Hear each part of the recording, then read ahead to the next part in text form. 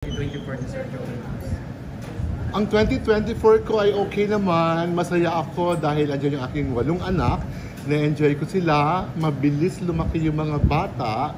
Kaya I'll see to it naman na I'm very responsible as single father sa kanila. Ang business naman, okay din. Awa ng Diyos after the pandemic.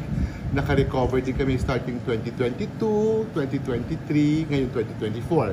Pataas ang sales niya ng 2022, 2023, 2024. Hoping next year, mas mataas pa. Especially na magse-celebrate kami ng 25th anniversary. Silver. Yes, silver. No? Kasi 2000 nag-start ang aficionado. Kaya 2025, yun na, ang aming 25th anniversary. Ano po yung aabangan sa inyong anniversary? Sabi ko kasi sa kanila, uy, 25th tayo. Magpa-raffle naman tayo. Mamigay naman tayo sa ating mga loyal customers. Dahil yan nun, ito yung ating raffle drop box na merong bangong milyones.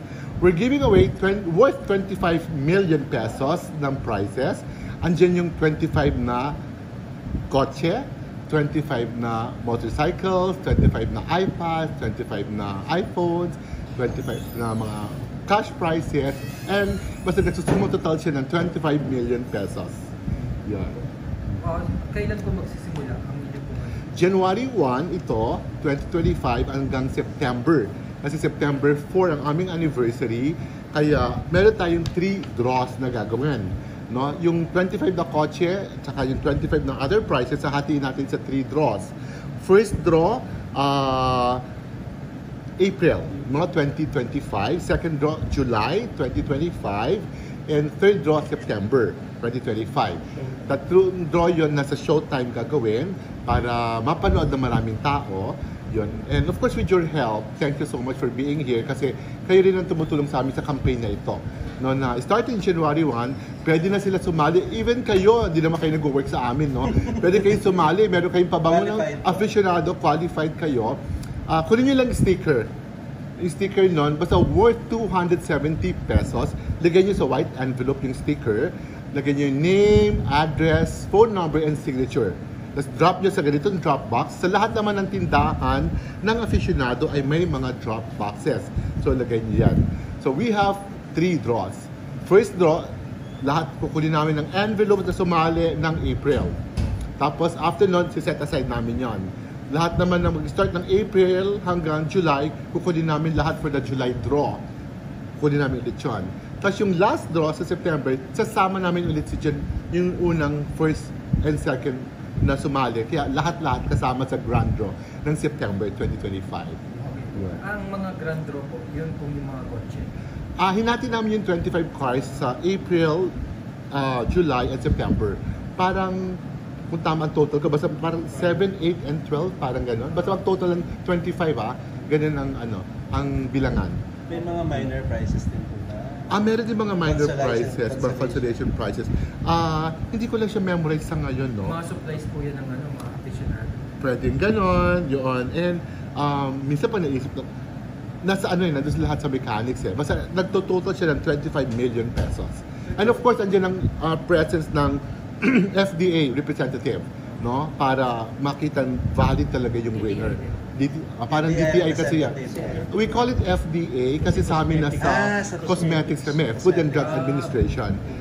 Kaya doon kami humihingi ng permit, no, sa kanila, sa FDA representative, para makita nilang legal talaga na walang daya, maayos, ang nanalo, hindi kapamilya, hindi kapamilya ko, ibig sabihin, o hindi empleyado ko, yung ganon. No? Kumbaga talagang, they are really customers natin na bumibili ng gumagamit ng aficionado. Ang nakakatuwa nga dito, kahit ngayon, kung meron kayong aficionado, qualified yung bote nyo Kahit sa dyan, ipunin nyo muna. Kahit yung mga lumang.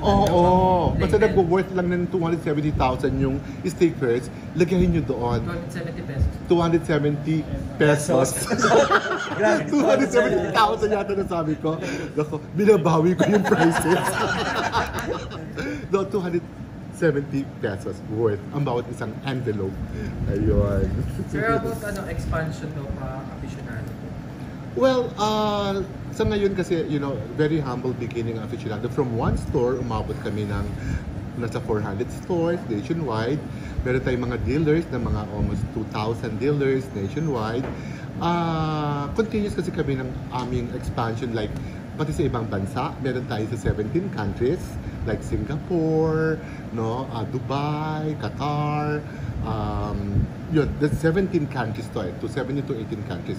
Continuous kami na nag-open sa ibang country, yun. And at the same time, itong aficionado kasi sa 2025, may bagong ano siya, parang packaging na gagawin. Nile-level up namin siya, mas magandang packaging. Ayun. And for 2025 naman, aside from pinapaganda namin ang aming mga packaging, continuous pa rin ang aming introduction ng mga new scents every quarter. Yun, kasi kailangan yun every quarter maglalabas kami ng bagong scents. Kasi siyempre sa pabango naman, may mga scents naman na minsan hindi na ganun kalakas ang benta, fini-phase out namin yun. That's why we have to come out with new scents naman. How about po, dahil big celebration po ito, ano po yung aabangan? May mga pa-concert ba kayo? May mga bagong endorsement po ba kayo? Oh yeah! Mga celebrities? Ano nga pangalan ng taga-ABS na si... pwede na ba sabihin yun? Yung sa kanila? Wag muna yun. Yung Surprise! surprise na lang muna yun. Yung sinasabi mo. Yung umahandle sa kanya, sino? Sorry Ayun, si Direk Lauren Joggi. Siya yung aming ka-meeting very soon para doon sa kukunin namin endorses. Parang Ano ba? yan They're young, Teens. wedding girls, young boys, yung ganun, wedding group, ganon. Yeah, parang ganon. Parang may idea na Parang kami. ganon. Oo. Pero sana nga Pero mag- kailangan wala silang perfume, no? Wala sila. I heard kasi wala naman yata silang perfume. Sila po sila. Oo. Pag ibig sabihin, more than one po ito. It's more than one. More kasama. Net 25 meron. Correct, may bago na ambassadors sa 2025. Na-meet ko rin si Eric Quezon sa Net 25. Sorry, hindi ko narinig. May big show po ba Big kayo show. in celebration of the Mga big show. We're still thinking of that, yung big show namin, ganun. Siguro for sure magkakaroon yan ng big show dito. Kasi anniversary, no? Para aside from this, binibigay natin sa mga loyal customers natin, for everybody naman, meron tayong magkakaroon ng big party. Yun. Iba yung para sa customers, iba rin para sa atin. Then, may mga new ventures din po ba kayo na businesses? Kasi nagtayo na rin po kayo ng mga takoyaki. Food, Ng food, yes. Meron din ako sa Baguio na White House, na boutique hotel. Tapos, may Tagaytay din ako na parang mala resort na rin siya. Tapos, sa Amerika kasi meron din ako mga buildings, na commercial buildings. Ayun. Yung LED na nakita nyo sa likod, yan ang aking bagong business. Ngayon, aside dito sa bahay namin, meron na rin ako sa Pearl of the Orient, across US Embassy sa Ross Boulevard. Meron na rin kaming LED doon. Tapos soon, itong aming office magkakaroon na rin sa labas. Ginagawa na nga ngayon. January, malalabas na yan. And sa 7-Eleven, yung corner, akin na yung property doon. So magkakaroon din kami malaking LED ron na gusto ko sana yung parang sa New York, itong LA po, parang gano'n. Yung mga sa New York, yung Times Square. Yun Times sa Times Square. Square. Para pagdating ng December 31, hopefully baka next year, December 30, magkaroon ng countdown dyan. Pero sa Manila, dito sa Maynila naman. Yun. So, sir, ano nilo-look forward mo sa 2025? Ito sa 2025. Well, of course, this will gonna big help sa amin dahil itong draw na to. Usually kasi in a year, parang mga 10% lang na-increase namin sa sales. But this time, we're looking at like mga 40 to 45% increase. Malaking increase talaga. Kaya magiging busy lahat ang mga taga-aficionado para dito sa promo na ito. Dadagdag rin po kayo ng tao. Nangyayari yung ganun pagdagdag ng tao, pagdagdag ng mga advertisements, yung gano'n. And mga new endorsers na kailangan namin, yung gagawin namin ng mga pabango to, ito mga bagong kakausapin namin. And continuous kami sa product developments din. And ako naman din kasi, aside from aficionado, meron din ako ibang businesses na pinofocus hanggang kaya ko. Kasi I'm 59 years old na. Next year, 60 na ako. So, I'm hoping na bigyan pa ako ng malakas na pangangatawan, pag-iisip, para yung business ko makaya ko pa rin. Kaya para somehow yung mga 8 bata, tinuturo-turuan ko na rin, pinapakita ko na yung hanap buhay ko para sila naman ang magpatuloy nitong hanap buhay na ito. Yun. Kasi Sino ba yung hindi naman nakikita habang niyo? buhay, malakas ako eh. Kumbaga. Sino ba yung nakikita niyo dun sa anak niyo po na talaga? Si Prince, very promising si Prince yung panganay kasi si Prince nagsasabi siya na gusto niya na talaga doon. So, pag may mga ibang negotiations ako, sinasama ko na kahit na 9 years old pa lang siya, naririnig niya yung mga usapan. Para bata pala natutulog. Di ba yung ganun yata yung mga Chinese, di ba? Bata pala nasa hardware na, nagbebenta na. Parang ganun din ginagawa ko sa kanya na kahit bata parang hindi naman pressuring sa kanya kasi gusto niya eh. Gusto niya yung nangyayari. Challenging din sa kanya. Yun. Kaya minsan pag nasa Amerika kami, pinapakita ko yung building na kayo na bahala kung anong gusto niyo mangyari dyan. Pag wala na ako, kung gibain niyo yung building, gawa kayo panibagong building, kayo na yon. Kung meron silang entrepreneurial talaga sa sarili nila. Yun. Ilan taon na po ang Elvis? 12. Dalawang 12, kambal, tapos kambal ulit na 9 years old, tapos kambal ulit na 7, tapos 6. Yun. Sir, invite po natin ng mga viewers po. Paano po ba sila makakapag-join doon po sa inyong mga Yes. Una-una, papasalamatan ko kayo sa inyong pagdalo dito.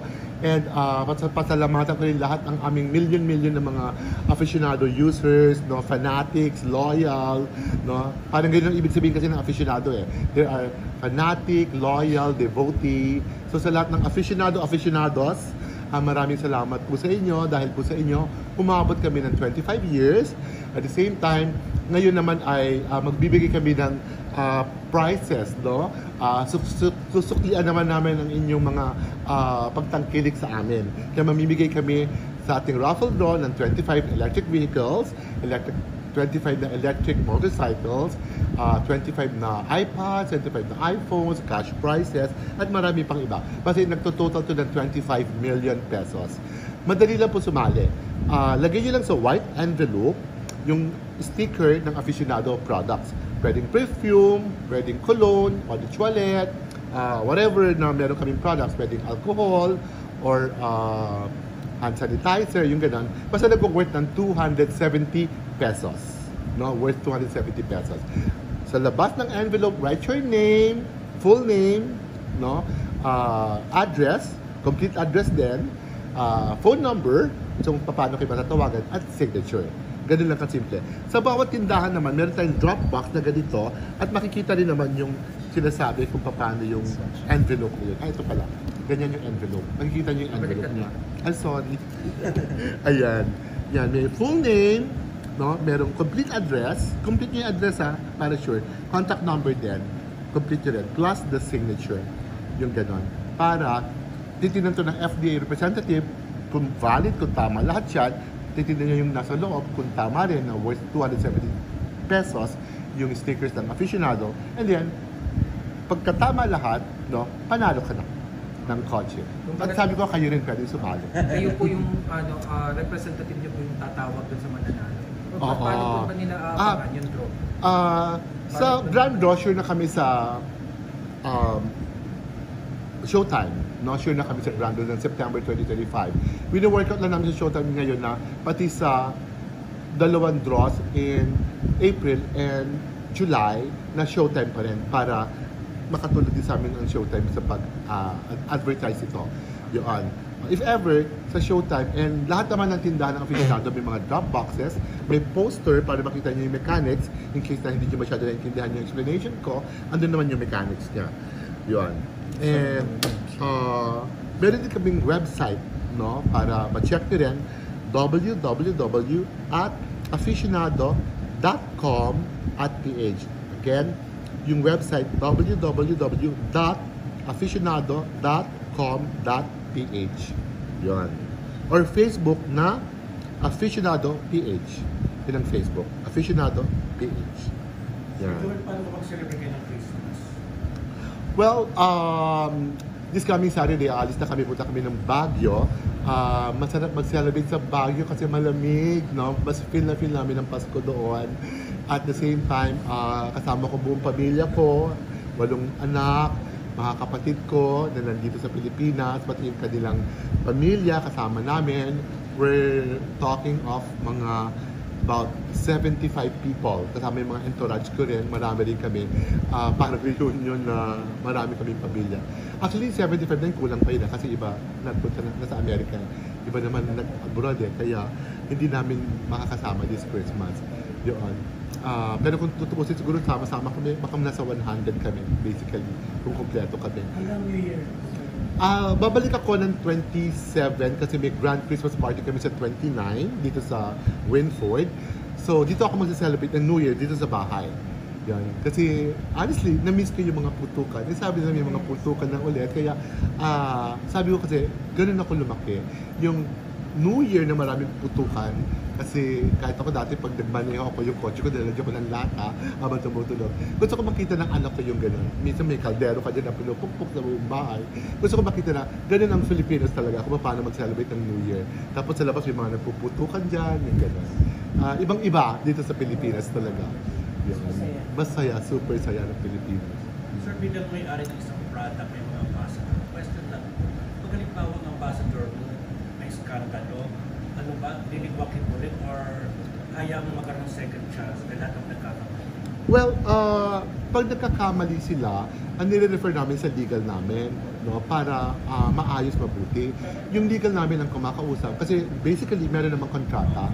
Kung nakalagay sa kontrata yung ganung bagay, we just have to follow. Pero sa akin, kung lalong sadya at hindi talaga maganda ang character niya, para sa akin, liligwakin siya, no? Kasi kailangan isang model siya no? Model siya ng pamilya niya, model siya ng mga kaibigan niya, model siya ng society, model siya ng lahat, ng produkto. Kaya dapat magbigay siya talaga ng tamang halimbawa. Pero of course, ang final say pa rin namin yung legal. No? Sila pa rin ang nakikipag-usap doon. Pero ako tatanungin mo, pagka lalo kung sadya yung pagkakamali niya at may bad character siya, bad personality, for me, kailangan siyang ligwakin. Ano nga? Ako talaga nagpala. Pero alam naman natin yung mga endorser na pinili mo talaga. Oh, Mga alam best mo, na sila. yung mga endorsers ko naman for the previous years, or sabi mo ng 25 years or 24 years, okay naman sila. Wala naman ako naging endorser na naligwak, kumbaga. Yung gano'n, maayos lahat sila na nakuha namin. Yun, awan ng Diyos. So yung Vice po ba, i-renew nyo? Or parang may... We're not renewing Vice, pero andyan pa rin yung perfume niya. What's happening is, kada benta ng pabango niya, meron siyang commission. So meron siyang check na nakukuha. Signature perfume ng bawat artist. Oo. Pagka bumibenta pa rin yung produkto nila, binibigay namin sa kanila So yung ano pa rin, commission. pa din po yung mga... Oo. Commission basis. Commission basis. Oo. Kada benta ng bote. Yun. And we're open naman, they can also check na talagang, yun talaga yung benta na yan. They can do audit, yun, we're open to that. Okay po, thank Thank you. you po. Welcome, thank you din sa Sa mga inyo. boys po na endorser. Boys? Yes po. Yun sa kakausapin namin kay Direct Jogi, no? Kung pag nag-ayos yun, siguro we will have another, ganito, media, press may con. ongoing negosyo po. Meron Pagka pa ongoing. endorsement na po. For 2025. Aside po sa Briggs. Yun ganyan. As long as wala silang mga pabango pa. Ng mga, kasi perfume yung ibibigay namin sa kanila. Talagang perfume lang po yung focus. Hindi na po. Basically, kasi that's our bread and butter, yung perfume talaga. Yun ang aming bread and butter. Hindi po kayo magdadagdag ng other kumbaga, We have mga personal care and non-personal care. In fact, sa planta namin, nagagawa namin lahat Hindi lang talaga yung pabango. So, ang pabango may cologne, may eau de toilette, may parfum, ginagawa namin yan. We have personal care like shampoo, conditioner, shower gel, alcohol, hand sanitizer, lotion. We have non-personal din. Even room freshener, car perfume, scented candles, lahat.